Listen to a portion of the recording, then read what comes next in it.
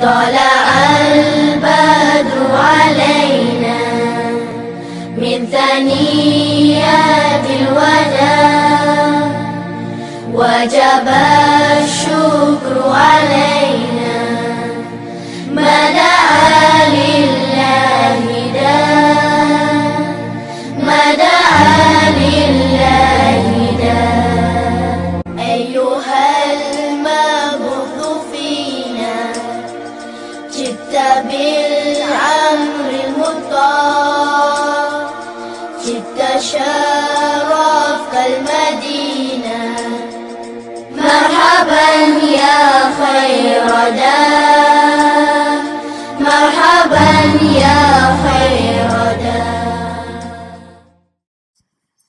بسم اللہ الرحمن الرحیم نحمده ونصلی علی رسول الکریم اما بعد قال رب اشرح لي صدری ویسر لي امری واحلل عقدۃ من لسانی یفقهوا قولی اللهم انی اسألک علما نافعا وعملا متقبلا ورزقا طیبا اللهم صل علی محمد کلما ذکرہ الذاکرون وکلما غفل عن ذکرہ الغافلون. قباء میں تشریف آوری. دوشنبہ 8 ربیع الاول نبوت کا 14واں سال اور ہجرت کے پہلا سال اللہ کے رسول صلی اللہ علیہ وسلم قباء میں وارد ہوئے، قباء پہنچے. حضرت عروہ بن زبیر رضی اللہ تعالیٰ عنہ کا بیان ہے کہ مسلمان مدینہ نے مکہ سے رسول اللہ صلی اللہ علیہ وسلم کی روانگی کی خبر سن لی تھی، اس لیے لوگ روزانہ صبح صبح ہررا کی طرف نکل جاتے اور آپ صلی اللہ علیہ وسلم کی راہ تکتے رہتے. جب دوپہر کا دھوپ سخت ہو جاتی تو واپس پلٹ آتے. ایک روز طویل انتظار کے بعد واپس پلٹ کر لوگ اپنے اپنے گھروں کو پہنچ چکے تھے تو ایک یہودی اپنے کسی ٹیلے پر کچھ دیکھنے کے لیے چڑھا. کیا دیکھتا ہے کہ رسول اللہ صلی اللہ علیہ وسلم آپ کے رفقا سفید کپڑوں میں ملبوس جن سے چاندنی چٹک رہی تھی تشریف لا رہے ہیں. وہ بخود ہو کر نہایت بلند آواز سے کہا، عرب کے لوگوں، یہ رہا تمہارا نصیب جس کا تم انتظار کر رہے تھے. یہ سنتے ہی مسلمان ہتھیاروں کی طرف دوڑ پڑے. ابن قیم کہتے ہیں کہ اس کے ساتھ ہی شور بلند ہوا اور تکبیر سنی گئی. مسلمان آپ صلی اللہ علیہ وسلم کی آمد کی خوشی میں نعرہ تکبیر بلند کرتے ہوئے استقبال کے نکل پڑے. پھر آپ صلی اللہ علیہ وسلم سے مل کر تحیہ نبوت پیش کیا اور آگے پیچھے پروانوں کی طرح جمع ہو گئے. اس وقت آپ صلی اللہ علیہ وسلم پر سکینت چھائی ہوئی تھی اور یہ وحی نازل ہو رہی تھی. فَإِنَّ اللَّهَ هُوَ مَوْلَاهُ وَجِبْرِيلَ وَصَالِحُ الْمُؤْمِنِينَ وَالْمَلَائِكَةُ بَعْدَ ذَلِكَ ظَهِيرًا. اللہ آپ کا مولا ہے اور جبریل علیہ السلام اور صالحین و مومنین بھی، اور اس کے بعد فرشتے آپ کے مددگار ہیں. سبحان اللہ. حضرت عروہ بن زبیر رضی اللہ عنہ کا بیان ہے کہ لوگوں سے ملنے کے بعد آپ صلی اللہ علیہ وسلم ان کے ساتھ دائیں جانب مڑے اور بنی عمرو بن عوف میں تشریف لائے. یہ دوشنبہ کا دن اور ربیع الاول کا مہینہ تھا. ابو بکر رضی اللہ عنہ آنے والوں کے لیے استقبال کے لیے کھڑے تھے. رسول اللہ صلی اللہ علیہ وسلم چپ چاپ بیٹھے تھے. انصار کے لوگ جو آتے جنہوں نے رسول اللہ صلی اللہ علیہ وسلم کو نہ دیکھا تھا وہ سیدھے ابو بکر رضی اللہ عنہ کو سلام کرتے، یہاں تک کہ رسول اللہ صلی اللہ علیہ وسلم پر دھوپ آ گئی اور ابو بکر رضی اللہ عنہ نے چادر تان کر کھڑے ہو گئے اور آپ پر سایہ کیا. تب لوگوں نے پہچانا کہ یہ رسول اللہ صلی اللہ علیہ وسلم ہے. ابو بکر صدیق کو کیا مقام ملا تھا، لیکن انہوں نے اپنے عمل سے کیا کیا، فوراً چادر تان کے کھڑے ہو گئے کہ میں عبد ہوں، میں غلام ہوں، میں اپنے رسول کا بندہ ہوں، میں اپنے اللہ کا بندہ ہوں.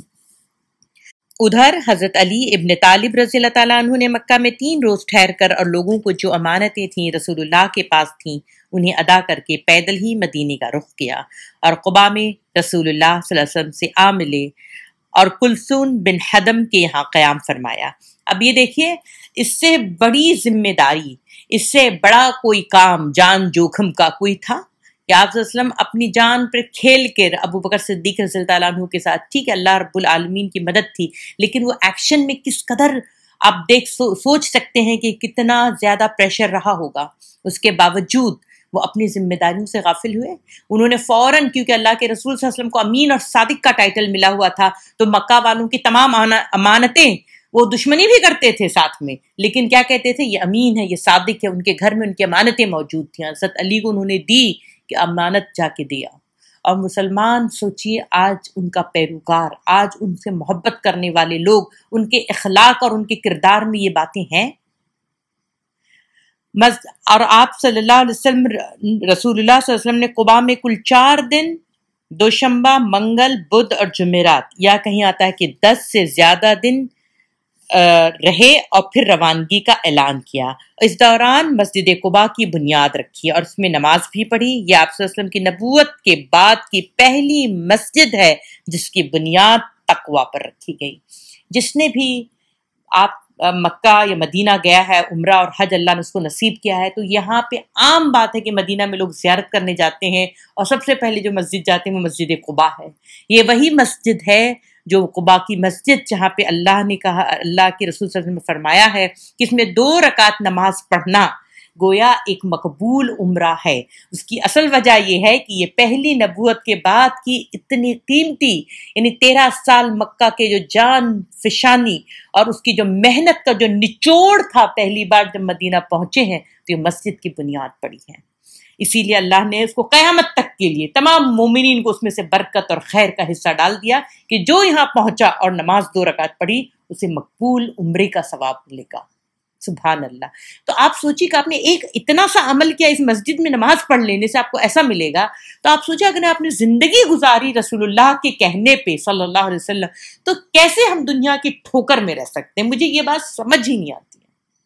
جس دن یہ راز کو خالی سمجھ لیجیے، بس یہ سمپل راز ہے یہ، جس دن رسول اللہ صلی اللہ علیہ وسلم کے سنتوں کو، ان کے بتائے ہوئے طریقے کو جس دن نے ہم نے اوڑھنا بچھونا بنا لیا، تو پھر ہمیں کسی پاور کی ضرورت نہیں ہے، ہم سب سے سپیریئر قوم بن کے رہیں گے اس دنیا میں بھی اور آخرت میں تو ہے ہی انشاءاللہ۔ آپ صلی اللہ علیہ وسلم پھر کیا کرتے ہیں کہ آپ صلی اللہ علیہ وسلم ابو بکر رضی اللہ تعالیٰ عنہ کے ساتھ آپ بنو نجار کو، جو آپ صلی اللہ علیہ وسلم کے ماموں کا قبیلہ تھا، اطلاع بھیجی، چنانچہ وہ تلواریں حائل کیے حاضر تھے۔ آپ صلی اللہ علیہ وسلم نے ان کی معیت میں مدینہ کا رخ کیا، بنو سالم بن عوف کی آبادی میں پہنچے تو جمعہ کا وقت آ گیا۔ جیسے میں نے آپ کو بتایا 4 روز تھے کہ دوشنبہ، منگل، بدھ اور جمعرات، تو یہاں پہ جب پہنچے آبادی میں تو جمعہ کا وقت آ گیا۔ آپ نے بطن کی وادی میں اس مقام پر جمعہ پڑھا جہاں اب مسجد ہے، کل 100 آدمی تھے۔ وہ جو مسجد جمعہ آپ نے دیکھا ہوگا کہ بہت ساری مسجدیں ہیں، مسجد قباء، مسجد جمعہ، مسجد قبلتین، یہ سارا سیرت النبی سے آپ کنیکٹ کریے کہ وہ جو جمعہ کی مسجد ہے وہ پہلا جمعہ پڑا تھا آپ صلی اللہ علیہ وسلم کا مکہ سے ہو کر جب قباء پہنچے ہیں، اور قباء سے جب مدینہ کے لیے جا رہے ہیں تو وہ جمعہ پڑا تھا۔ ٹھیک، اب مدینہ میں جب داخل ہوتے ہیں تو جمعہ کے بعد نبی صلی اللہ علیہ وسلم مدینہ تشریف لے گئے، اور اس دن اس شہر کا نام یثرب کے بجائے مدینۃ الرسول پڑ گیا۔ یہ شہر رسول ہے، یہ مدینۃ النبی ہے صلی اللہ علیہ وسلم پڑ گیا، جسے مختصر مدینہ المنورہ کہا جانے لگا۔ یہ نہایت تابناک تاریخی دن تھا۔ گلی کوچے میں تقدیس و تمہید کے کلمات گونج رہے تھے، اور انصار کی بچیاں خوشی اور مسرت کے ساتھ اس نشید کو پڑھ رہی تھی جو ابھی آج ہم نے سنی، اور وہ دف لے کے خوشی کا اظہار کر رہی تھیں، اور یہ نشید کو، یہ اشعار کو پڑھ رہی تھیں کہ طالع البدر علینا۔ انصار اگرچہ بڑے دولت مند نہ تھے، لیکن ہر ایک کی یہی آرزو تھی کہ رسول اللہ صلی اللہ علیہ وسلم ان کے یہاں قیام فرمائے۔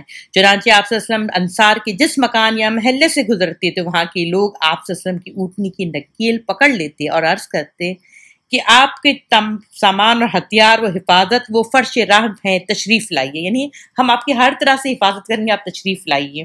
مگر آپ صلی اللہ علیہ وسلم فرماتے کہ اونٹنی کا راستہ چھوڑ دو، یہ اللہ کی طرف سے مامور ہے، اور یہ جہاں بیٹھے گی اس کا حکم ہوگا وہ بیٹھ جائے گی۔ چنانچہ اونٹنی مسلسل چلتی رہی اور اس مقام پر پہنچ گئی جہاں آج مسجد نبوی صلی اللہ علیہ وسلم ہے۔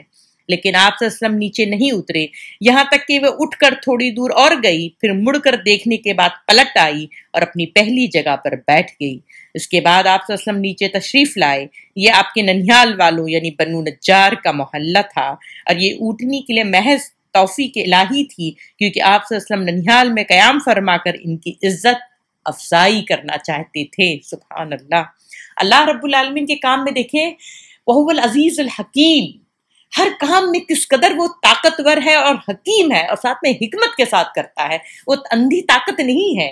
یہاں بھی پہنچے تو ان کے ننیحال والوں کا، ان کے ماموں کا، سب کا خیال رکھا اللہ نے۔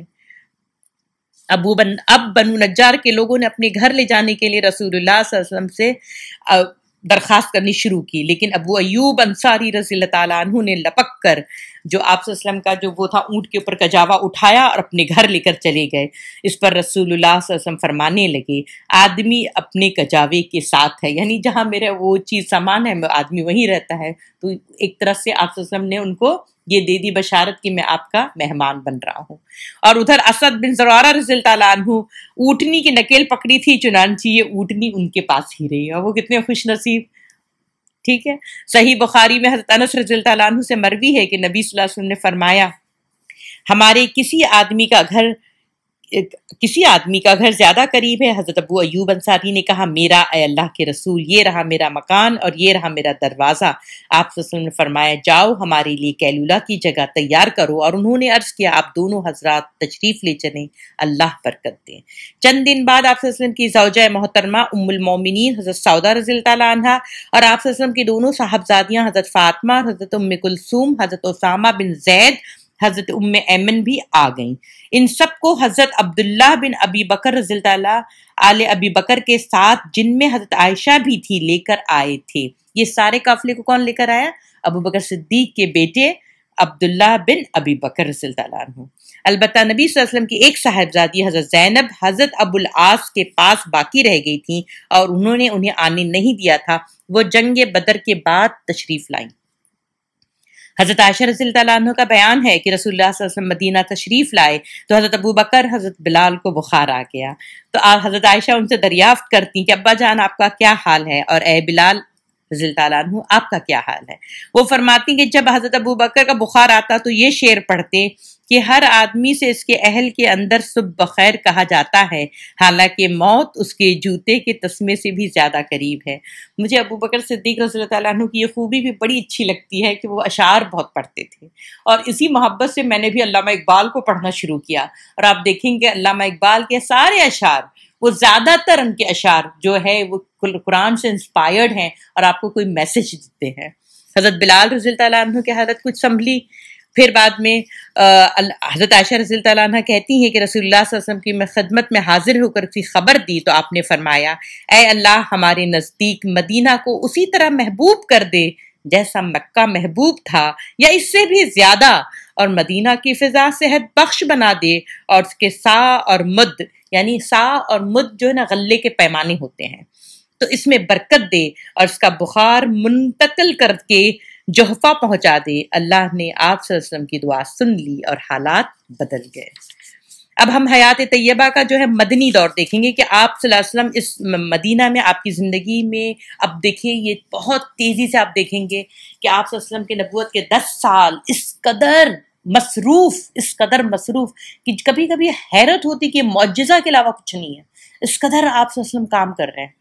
اب دیکھیے ہجرت کا مطلب صرف یہ نہیں تھا کہ فتنے اور تمسخر یعنی مذاق کا نشانہ بننے سے نجات حاصل کر لی جائے، بلکہ اس کا مفہوم یہ بھی تھا، اس کے معنی یہ بھی تھے کہ ایک پرامن علاقے کے اندر ایک نئے معاشرے کی تشکیل میں تعاون کیا جائے۔ اس لیے ہر صاحب استطاعت مسلمان پر فرض قرار پایا کہ اس وطن جدید کی تعمیر میں حصہ لے، اس کی پختگی، اس کی حفاظت اور اس کے رفعت شان میں اپنی کوشش کرے۔ یہ ہے اسلامک اسٹیٹ کی بنیاد کہ ہر آدمی پر اللہ نے ذمہ داری ڈالی ہے۔ اس کو میں کیوں بتانا چاہ رہی ہوں؟ اس لیے کہ جب ہر آدمی کی ذمہ داری ہوگی، جیسے ہر آدمی کی، ہر مرد پہ ذمہ داری ہے کہ وہ اپنے گھر کا کمائے اور خرچ کرے اپنے گھر پہ، تو اسی طرح سے جب یہ معاشرے کے ہر فرد پہ یہ ذمہ داری ہو جائے گی تو اس کو اپنے اسٹیٹ سے کتنی محبت ہوگی، اپنے اس اسلامی ریاست سے کس قدر محبت ہوگی۔ تو پھر وہاں کی جو فوج ہوتی ہے وہ پیڈ نہیں ہوتی ہے، وہ والنٹیئر ہوتی ہیں۔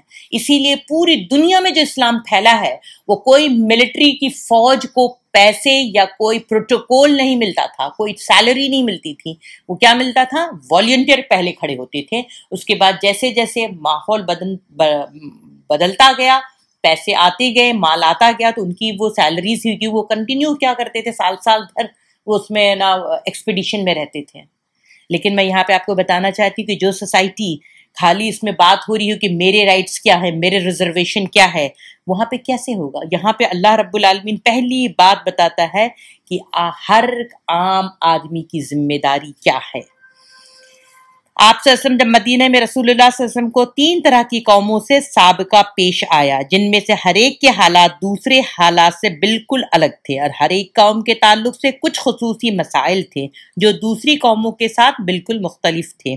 یہ تینوں اقوام کے نام سن لیں. سب سے پہلے آپ صلی اللہ علیہ وسلم کے پاک باز صحابہ کرام رضی اللہ تعالیٰ عنہم اجمعین کی منتخب اور ممتاز جماعت.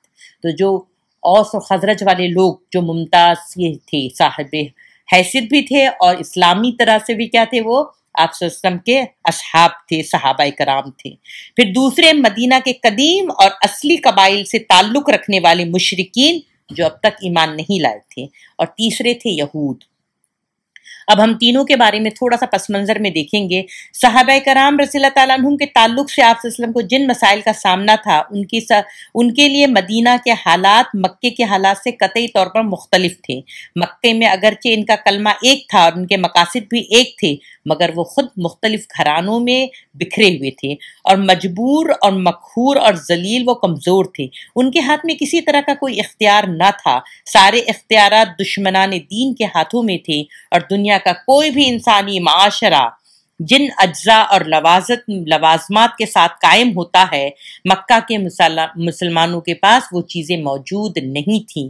ان کی بنیاد پر کسی نئے اسلامی معاشرے کی تشکیل کو وہ کر سکیں. اس لیے ہم دیکھتے ہیں کہ مکی صورتوں میں صرف اسلامی عبادات کی تفصیل بیان کی گئی ہے، اور صرف ایسے احکامات نازل کیے گئے ہیں جن پر آدمی تنہا عمل کر سکتا ہو، جیسے اس کے نیکی اور بھلائی، مکارم اخلاق کی ترغیب دی گئی، اور برے کام اور بدی سے بچنے کی تاکید کی گئی. اس کے برخلاف مدینہ میں مسلمانوں میں زکام جو تھے، یعنی آپ اقتدار بولیں یا پاور بولیں، پہلے دن سے ہی خود ان کے اپنے ہاتھ میں تھی. ان پر کسی دوسرے کا تسلط نہ تھا. اس لیے اب وقت آ گیا تھا کہ مسلمان اپنی تہذیب و عمرانیات، معاشیت و اقتصادات، سیاست و حکومت یعنی سویلائزیشن، اپنی سوشیولوجی، اپنی اکنامی کو اور اپنی صلح اور جنگ کے مسائل کو خود سامنا کریں، اور ان کے لیے حلال و حرام، عبادات و اخلاق وغیرہ مسائل زندگی کی بھرپور وہاں پہ کیا ہو گئی، اللہ سبحانہ تعالیٰ نے کھول کھول کر بیان شروع کیا. وقت آ گیا تھا کہ مسلمان ایک نئے معاشرہ یعنی اسلامی معاشرہ تشکیل کرے جو زندگی کے تمام مرحلوں میں جاہلی معاشرے سے بالکل مختلف ہو. اور اس دعوت اسلامی کا نمائندہ جس کی راہ میں مسلمانوں نے 10 سال تک اس طرح کی مصیبتیں اور مشقتیں برداشت کی، ظاہر ہے اس طرح کے کسی معاشرے کی تشکیل کے لیے ایک دن، ایک مہینہ یا ایک سال میں یہ نہیں ہو سکتی تھی، بلکہ یہ دھیرے دھیرے اور بتدریج ہو سکتی تھی. وہی آرگینک گروتھ تھی، اور اسی لیے اللہ سبحانہ تعالیٰ نے پورے معاشرے کو آرگینک گرو کیا تھا. اسی لیے اللہ رب العالمین دیکھے فرماتا ہے قرآن میں، هو الذی بعث فی الامیین رسولا منہم للآخر آیہ، وہی ہے جس نے امیوں میں سے خود انہی کے اندر سے ایک رسول بھیجا جو ان پر اللہ کی آیت تلاوت کرتا ہے، انہیں پاک و صاف کرتا ہے، انہیں کتاب و حکمت سکھاتا ہے، اور یہ لوگ یقیناً پہلے گمراہی میں تھے. ادھر صحابہ کرام رضی اللہ عنہم کا یہ حال تھا کہ وہ آپ صلی اللہ علیہ وسلم کی طرف ہمتن توجہ رہتے، اور جو حکم ہوتا آپ اس کو خوشی خوشی محسوس اس کو کرتے، جیسا کہ ارشاد ہے کہ جب ان پر اللہ کی آیت تلاوت کی جاتی تو ان کے ایمان کو بڑھا دیتی. ان سارے مسائل میں جب صحابہ کرام کو کوئی آیت ملتی تو سوچے ان کا ایمان بڑھ جاتا تھا. مسلمانوں کی جماعت میں 2 طرح کے لوگ تھے. ایک وہ جو خود اپنی زمین، اپنے مکان، اپنے اموال کے اندر رہ رہے تھے، اور اس بارے میں ان کو زیادہ فکر نہ تھی جتنا کسی آدمی کو اپنے اہل و عیال میں امن و سکون کے ساتھ رہتے ہوئے کرنی پڑتی ہے. یہ انصار کا گروہ تھا، اور ان میں بہت پشتینی جو ہے عداوتیں اور نفرتیں چلی آ رہی تھیں. ان کے پہلو دوسرا گروہ مہاجرین کا تھا جو ساری سہولتوں سے محروم اور لٹ پٹ کر کسی نہ کسی طرح اپنا تن لے کر اور تقدیر لے کر مدینہ پہنچا تھا. ان کے پاس تو نہ رہنے کے لیے کوئی ٹھکانہ تھا، نہ پیٹ پالنے کے لیے کوئی کام، اور نہ دوسرے کسی قسم کا کوئی مال جس پر ان کی معیشت کا ڈھانچہ کھڑا ہو سکی۔ پھر وہ اپنے پناہ گزین مہاجرین کی تعداد کوئی معمولی بھی نہ تھی، اور اس میں دن بدن اضافہ ہو رہا تھا، کیونکہ اعلان کر دیا گیا تھا جو کوئی اللہ اور اس کے رسول پر ایمان رکھتا ہو وہ ہجرت کر کے مدینہ آ جائے۔ اور معلوم ہے کہ مدینہ میں نہ کوئی بڑی دولت تھی، نہ آمدنی کے ذرائع و وسائل، چنانچہ مدینہ کا اقتصادی توازن بگڑ گیا۔ جو ہم کہتے ہیں نا کہ ابھی ریفیوجیز آ جائیں گے تو سب کچھ وہ ہو جائے گا، لیکن یہاں تو جھوٹ بولا جاتا ہے۔ وہاں یہ تھا کہ مدینہ میں اتنا لمیٹڈ ان کے پاس تھا، اور اتنی بڑی تعداد جب ہجرت کر کے آ گئی تو وہ چرمرا گئی تھی ان کی اکنامی۔ دوسری قوم جو تھی یعنی مدینے کے اصل مشرک بندے جو باشندے تھے، ان کا حال یہ تھا کہ انہیں مسلمانوں پر کوئی بالادستی حاصل نہ تھی۔ کچھ مشرکین شک و شبہے میں مبتلا تھے اور اپنے آبائی دین کو چھوڑنے میں تردد محسوس کر رہے تھے، لیکن اسلام اور مسلمانوں کے خلاف اپنے دل میں کوئی نفرت، کوئی گھاؤ، کوئی عداوت نہیں رکھتے تھے۔ اس طرح کے لوگ تھوڑے ہی عرصے بعد جلدی سے مسلمان ہو گئے، کیونکہ ان کے پاس اپنا کوئی ایجنڈا نہیں تھا، کوئی دشمنی نہیں تھی پہلے سے، اور وہ خالص اور پکے مسلمان ہوئے۔ اس کے برخلاف کچھ مشرکین ایسے تھے جو اپنے سینے میں رسول اللہ صلی اللہ علیہ وسلم اور مسلمانوں کے خلاف سخت کینہ اور عداوت رکھتے تھے۔ اس میں سب سے پہلی سر فہرست جو ہے عبداللہ بن ابی سلول تھا۔ یہ وہ شخص تھا جس کو جنگ بعث کے بعد یہ لوگ مدینہ والوں نے اپنا سربراہ بنایا۔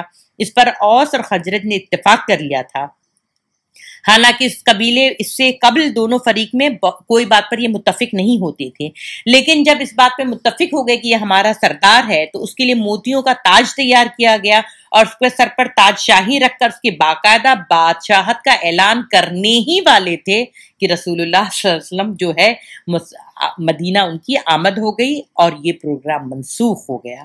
اب اس کی بادشاہت چھن گئی تو وہ آپ صلی اللہ علیہ وسلم کو اپنے دل میں وہ آپ صلی اللہ علیہ وسلم کو سخت نفرت اور بغض اور عداوت وہ رکھتا تھا، لیکن اس نے کیا کیا تھا، اپنا معاملہ کھولا نہیں، اس کو چھپا کر رکھا تھا، اور جنگ بدر کے بعد دیکھا کہ حالات اس کے موافق نہیں ہے تو وہ شرک پر قائم رہ کر اب دنیاوی فائدے سے بھی محروم ہو جائے تو اس نے بظاہر اسلام قبول کر لیا۔ جنگ بدر تک تو وہ لگا رہا تھا کہ کسی طرح سے یہ لٹ پٹ کے چلے جائیں گے، یہ کیا ہے، ریفیوجیز لوگ ہیں، یہ نکل جائیں گے۔ اسے بالکل اندازہ نہیں تھا کہ یہ طاقت کتنی بڑی ہے، لیکن جب دیکھا کہ بدر میں ان لوگ نے قریش کے اکابرین کو مارا ہے، بڑے بڑے لوگوں کو مارا، تو اس کو لگا ارے بھائی یہ تو بڑی سپر پاور بن رہی ہے، تو اس سے بہتر ہے کہ سپر پاور کے ساتھ میں رہوں، اب بادشاہت نہ صحیح تو منسٹری ہی صحیح۔ تو اس نے فوراً اسلام قبول کیا اور پھر منافق کی زندگی گزار رہا تھا۔ لیکن جب اسے رسول اللہ صلی اللہ علیہ وسلم اور مسلمانوں کے خلاف کسی شرارت کا موقع ملتا تو کبھی نہ چکتا تھا، اور اس کے جو خاص ساتھی تھے جو اپنی پوزیشن کو پانا چاہ رہے تھے تو وہ لوگ بھی کیا کرتے تھے، اس کا ساتھ دیتے تھے۔ کیا آج ہم یہ نہیں دیکھتے ہیں، جس کی محبت جس کے ساتھ رہے، اگر دنیاوی محبت وہ لینا چاہتا ہے، دنیاوی کوئی اقتدار لینا چاہتا ہے، دنیاوی کوئی چیز سے اس کی محبت زیادہ ہے، اللہ اور اس کے رسول اور اس کے دین سے زیادہ ہے، وہ آپ اس کے کیریکٹر میں نظر آئے گا، بس خالی آنکھ کھول کے آپ دیکھیے گا۔ تیسری قوم تھی یہود۔ جیسا کہ یہ گزر چکا ہے کہ یہ لوگ آشوری اور رومی ظلم سے جبر سے بھاگ کر یہاں پر حجاز میں پناہ گزین ہوئے تھے۔ آپ لوگوں یہودیوں کو یاد کریں کہ کہاں سے آئے تھے تو آپ کو پتا چلے گا کہ ان لوگوں کے جب یروشلم کو فتح کیا تھا تو یہ لوگ ان کے ظلم سے جبر سے بھاگ کر یہاں پر پناہ گزین ہوئے تھے۔ یہ در حقیقت عبرانی تھے، لیکن حجاز میں پناہ گزین ہونے کے بعد ان کی وضع قطع، ان کی زبان اور تہذیب وغیرہ بالکل عربی رنگ میں رنگ گئی تھی، یہاں تک کہ ان کے قبیلوں اور افراد کے نام بھی عربی ہو گئے تھے، اور یہاں تک کہ ان میں اور عربوں میں شادی بیاہ کے رشتے بھی قائم ہو گئے تھے، لیکن ان سب کے باوجود ان کی نسلی عصیبت برقرار تھی۔ جیسے وہ کہتے ہیں نا کہ چلو شادی تو کر لیے، لیکن وہ ہمیشہ سمجھتے ہیں ہم اپر کاسٹ ہیں، اور عربوں میں مدغم نہ ہوئے بلکہ اپنی اسرائیلی یہودی قومیت پر فخر کرتے تھے اور عربوں کو انتہائی حقیر سمجھتے تھے، حتیٰ کہ انہیں امی کہتے تھے، جس کا مطلب ان کے نزدیک یہ تھا یہ بدھو، وحشی، ذلیل، پسماندہ، اچھوت تھے۔ یہ جو ہم ایک وہاں پہ یہ کلچر تھا، ایک ہمارے ہندوستان میں یہ بولتے ہیں نا کہ کاسٹ سسٹم آج بھی ہے دنیا میں، تو وہ یہ ہندوستان میں موجود ہے، اور عرب کو یہ ایسے ہی سمجھتے تھے، اور خود کو بہت سپیریئر سمجھتے تھے. انہوں نے کہا کہ ہم پر امیوں کے معاملے میں کوئی راہ نہیں ہے. تو وہ عربوں کو کیا کرتے تھے؟ استحصال کرتے تھے، ان کے ساتھ ظلم کرتے تھے. ان کے کیونکہ ان کے پاس دماغ تھا تو معاشی طور سے وہ عربوں کو کیا کرتے تھے؟ خوب ان کو بیوقوف بناتے تھے اور سب بولتے تھے کہ ان کے ساتھ ایسا کرنا جائز ہے. اور وہ ان کو سود پہ پیسے دیتے تھے اور آپس میں سود نہیں کھاتے تھے. آپس کے لیے آج بھی یہودی سود نہیں کھاتا ہے. وہ کہتا ہے کہ سود نہایت ہی بری چیز ہے، لیکن پوری دنیا کو اس نے سود میں جکڑ دیا ہے. کہتا ہے جس کو جو سود لے گا اللہ کی لعنت اس پہ ہوگی. وہ اس ایمان پہ اپنے لیے قائم ہے لیکن دوسرے کو ملوث کرتا ہے. دیکھیں اسلام وہ چیز ہے، اللہ کے رسول صلی اللہ علیہ وسلم نے کیا فرمایا؟ جب تک تم مومن نہیں ہو، جب تک تم اپنے دوسرے کے لیے بھی وہی بات پسند کرو جو تم اپنے لیے پسند کرتے ہو. یہ پہلے دن سے بات طے ہے. تو وہ کہتے ہیں، یہودی کہتے ہیں یعنی امیوں کو مال کھانے میں ہماری کوئی پکڑ نہیں ہے. ان یہودیوں میں اپنی دین کی اشاعت کے لیے کوئی سرگرمی نہیں پائی جاتی تھی. ان کو پاس یہ تھے مال کی، بولتے ہیں نا عبد الدینار ہو گئے تھے، یہ مال پرستی میں مبتلا ہو گئے تھے. اسی لیے آپ دیکھیں گے کہ مدینہ میں آپ صلی اللہ علیہ وسلم جو آ رہے ہیں اور پھر آپ دیکھیں گے مسجد قبلتین جب آئے گی، حکم آئے گا کہ قبلہ کا رخ یہ کر لو، کیونکہ یہ اتنی مال پرستی میں قوم مبتلا ہو گئی تھی کہ اللہ نے ان کو ان کے اس سے ہٹا دیا اور نئی قوم کو لے آیا اور نئی امت کو لے آیا. اسی طرح سے اگر آج ہم منہ پھیریں گے تو اللہ ہمیں ہٹا دے گا اور دوسرے ان کو لے آئے گا جو اس کے ساتھ، اس کے دین کے ساتھ، اس کے رسول کے ساتھ وفادار ہوں گے. یہودیوں کو دولت کمانے کے فنون میں بڑی مہارت تھی اور وہ غلے، کھجور، شراب اور کپڑے کی تجارت ان کے ہاتھ لگ گئی. یہ غلے اور کپڑے اور شراب درآمد کرتے، یعنی باہر امپورٹ بھی کرتے، اور کھجور برآمد کرتے. اس کے علاوہ بھی ان کے مختلف کام تھے جن میں وہ سرگرم رہتے، اور سب سے زیادہ جو ہے اپنے اموال تجارت میں عربوں سے 2 گنا منافع لیتے تھے. اور اس پر بس نہ کرتے تھے، وہ سود خور بھی تھے اور عرب شیوخ کو بڑے بڑے قرضے دیتے تھے، کیونکہ عربوں کو یہ تھا کہ ہم سوسائٹی میں بڑے بن کر رہیں، اپنی واہ واہی کروائیں. تو وہ ہمیشہ کوئی شاعر کو بلا لیتے جو ان کے خاندان والوں کی، ان کے شجرے کی اور ان کے اپنی اخلاق کی خوب تعریف کرتا ہو کہ کیسے کھانا کھلایا، کیسے پانی پلایا. اس پہ وہ اشعار پڑھتے ہیں، وہ قرضہ لے کے پھر اس کو شاعر کا منہ بھرتے اور ان کے اوپر لون چڑھتے جاتا، پھر ان کی زمینیں گروی رکھ کے وہ یہودیوں کے پاس چلی جاتی. اور اسی طرح سے پھر وہ کیا کرتے، اس پر بس نہ کرتے، اوس اور خزرج والوں کو خوب لڑواتے. ایک قبیلہ اوس کے ساتھ تعلق رکھتا، ایک قبیلہ خزرج کے ساتھ تعلق رکھتا، اور اوس اور خزرج جب لڑائی کرتے تلواریں خریدنے کے لیے، زرہیں خریدنے کے لیے، گھوڑے خریدنے کے لیے، یہ پیسہ جو ہے یہودیوں کے پاس آتے، مہاجنوں کے پاس، ان سے ادھار لیتے، ان سے لون لیتے اور اپنا لڑائی لڑتے. پیسے بھی برباد، جان بھی برباد، اپنی کمزوری میں اور کمزور ہو جاتے، اور اس کے بعد یہ اور زیادہ مضبوط اور زیادہ مالدار ہو جاتے. اور آج بھی دنیا میں صرف یہی ہو رہا ہے. یہ ہے کہ پہلے وہ چھوٹے سے اسٹیٹ مدینہ میں تھا، اب یہ پوری گلوبلی ہو رہا ہے. پہلے وہ لوکلی تھا، اب یہ گلوبلی ہو رہا ہے.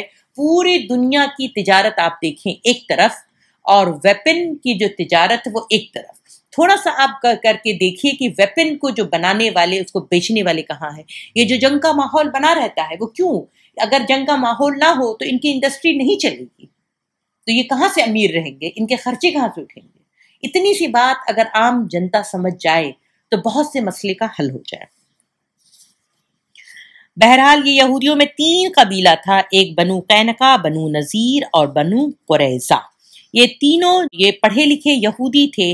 ایک ام المومنین حضرت صفیہ بنت حی بن اخطب رضی اللہ تعالی عنہ سے روایت ہے کہ انہوں نے فرمایا کہ ان کے والد اور چچا ابو یاسر کی نگاہ میں اپنے والد کی وہ سب سے چہیتی اولاد تھی. یعنی وہ اپنے چچا اور اپنے باپ کی اتنی چہیتی اولاد تھی کہ جب وہ کبھی تشریف لاتے تو دونوں لپک کے حضرت صفیہ سے محبت کا اظہار کرتے، ان کو گود اٹھاتے، ان سے مطلب بوسہ دیتے.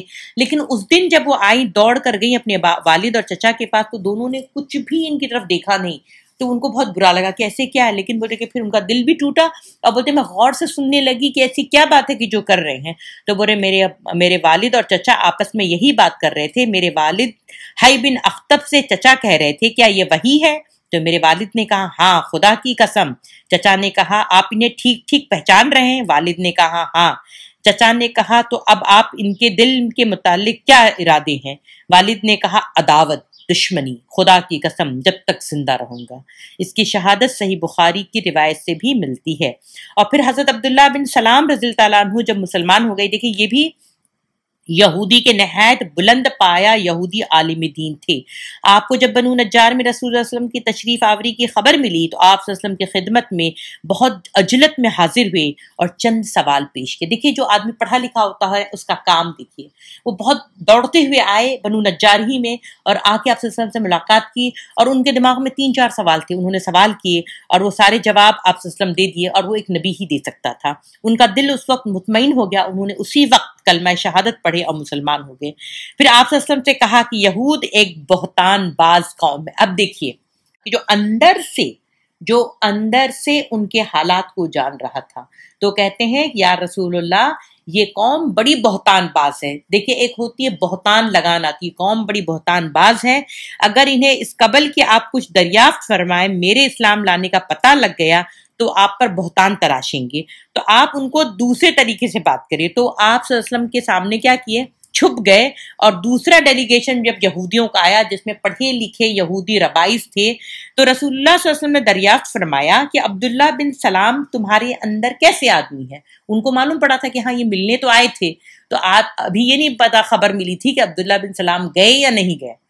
تو وہ جلدی سے کہتے ہیں عبداللہ بن سلام انہوں نے کہا ہمارے سب سے بڑے عالم ہیں اور سب سے بڑے عالم کے بیٹے ہیں، ہمارے سب سے اچھے آدمی ہیں اور سب سے اچھے آدمی کے بیٹے ہیں۔ ایک روایت کے الفاظ میں یہ بھی ہے کہ وہ ہمارے سردار ہیں اور ہمارے سردار کے بیٹے ہیں۔ تو یہ ساری بات جب انہوں نے کہہ دی تو رسول اللہ صلی اللہ علیہ وسلم نے فرمایا اچھا یہ بتاؤ اگر عبداللہ مسلمان ہو جائیں تو؟ یہود نے 2 یا 3 بار کہا اللہ ان کو اس سے محفوظ رکھے۔ اس کے بعد حضرت عبداللہ بن سلام رضی اللہ تعالیٰ عنہ برآمد ہوئے اور انہوں نے فرمایا اشہد اللہ الہ الا اللہ واشہد ان محمدن عبدہ ورسولہ، میں گواہی دیتا ہوں اللہ کے سوا کوئی لائق عبادت نہیں، اور میں گواہی دیتا ہوں کہ محمد رسول اللہ اللہ کے رسول۔ اتنا سننا تھا کہ یہود بول پڑے شرنا وابن شرنا، یہ ہمارا سب سے برا آدمی ہے اور سب سے برے آدمی کا بیٹا ہے۔ یہ دیکھیے یہ ہے اس قوم کی یہ کرتوت، یہ تو قوم کی کرتوت اللہ ہمیں کیوں بتا رہا ہے؟ آج ہمارے کرتوت بھی ایسے ہی ہو رہے ہیں، بالکل ایسے ہو رہے ہیں۔ یہ پہلا تجربہ تھا جو رسول اللہ صلی اللہ علیہ وسلم کو یہود کے متعلق حاصل ہوا، اور وہ مدینے میں داخل کے پہلے دن ہی اللہ کے رسول کو تجربہ ہو چکا تھا کہ یہ کیسی مشکل راہ یہاں پر ہے۔ پھر جب مسلمانوں نے مدینہ کی ہجرت کی تو قریش نے ان کی زمینیں، مکانات اور مال و دولت سب کچھ ضبط کر لیا، اور مسلمانوں ان کے اہل و عیال کے درمیان رکاوٹ بن کر کھڑے ہو گئے، بلکہ جس کو پا سکتے قید کر کے طرح طرح کی اذیتیں دیں۔ پھر اسی پر بس نہ کیا بلکہ سربراہ دعوت حضرت محمد صلی اللہ علیہ وسلم کے قتل کرنے اور آپ صلی اللہ علیہ وسلم کی دعوت کو بیچ و بند سے اکھاڑنے کے لیے خوفناک سازشیں کی اور اسے عمل میں بھی لایا، اور سارے صلاحیتیں انہوں نے صرف بھی کی۔ جب مسلمان کسی طرح بچ بچا کر کوئی 500 کلومیٹر دور مدینہ کی سرزمین پر جا پہنچے تو قریش نے اپنی ساکھ کا فائدہ اٹھاتے ہوئے گھناؤنا سیاسی کردار انجام دیا۔ چونکہ یہ حرم کے باشندے اور بیت اللہ کے کیئر ٹیکر تھے تو اس کی وجہ سے انہیں اہل عرب کے درمیان دینی قیادت اور دنیاوی ریاست کا منصب حاصل تھا، اس لیے انہوں نے جزیرۃ العرب کے دوسرے مشرکین کو بھڑکا کر ورغلا کر مدینے کا تقریباً مکمل بائیکاٹ کروایا، جس کی وجہ سے مدینہ کی درآمدات نہایت مختصر رہ گئی، جبکہ وہاں مہاجرین کی پناہ گزین کی تعداد روز بروز بڑھتی جا رہی تھی۔ در حقیقت مکے میں ان سرکشوں اور مسلمان کی اس نئے وطن کے درمیان حالت جنگ قائم ہو چکی تھی، اور یہ نہایت احمقانہ بات ہے کہ اس جھگڑے کا الزام وہ مسلمانوں کے سر ڈال رہے تھے۔ اب مسلمانوں کو یہ حق پہنچتا تھا جس طرح ان کے اموال ضبط کیے گئے اس طرح وہ بھی ان کے سرکشوں کے اموال ضبط کرے، جس طرح انہیں ستایا گیا تھا وہ بھی ان سرکشوں کو کیا بتائیں، جس طرح مسلمانوں کی زندگیوں کے آگے رکاوٹیں کھڑی کی گئی تھی اس طرح مسلمان بھی ان سرکشوں کی زندگیوں کے آگے رکاوٹیں کھڑی کریں، اور اس طرح مسلمان بھی ان سرکشیوں کی زندگیوں کے آگے ڈٹ کر مقابلہ کریں، اور انہیں مسلمانوں کو تباہ کرنے اور اکھاڑنے کی جو کوشش کرنے کا جو راستہ مل رہا تھا اسے اکھاڑ پھینکنے کے لیے جو تھا سب سے بڑا ڈیفنس قائم کرنے کا ذمہ داری جو ہے اس نئے معاشرے پر ڈالی گئی، تاکہ وہ قولی اور عملی طور سے کیا کریں، اللہ کی کبریائی کو بیان کر سکیں۔ انشاءاللہ اب ہم کل دیکھیں گے کہ مدینے میں نئے معاشرے کی تشکیل میں آپ صلی اللہ علیہ وسلم کیا کرتے ہیں۔ جزاک اللہ خیر، شکراً۔